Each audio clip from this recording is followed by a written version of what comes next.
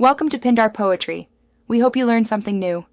You start by confirming eligibility. Check your T-Mobile plan and any in-flight partner offers.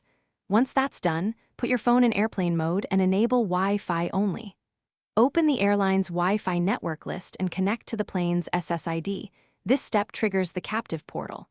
Make sure your browser or the airline app is ready, cookies and pop-ups allowed, because the login page often appears there.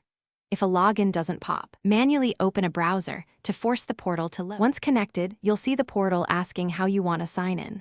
Select the T-Mobile option if shown, otherwise pick the partner provider and then pick T-Mobile at checkout. You may be prompted for your T-Mobile ID, a one-time SMS code, or an email. Follow the prompts exactly. Next, choose a package. Session, hourly, or full flight, each lists speed limits and price.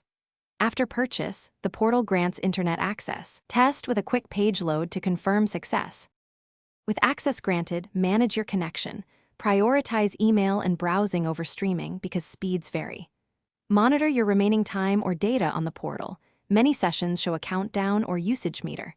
If the portal won't authenticate, first toggle Wi-Fi off and on, clear your browser cache, and reopen the login page.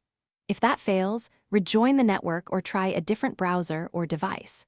As a last step, tell the crew or use T-Mobile support in-app. They can often resolve account or partner routing issues. Thanks for watching. Consider subscribing if we helped you.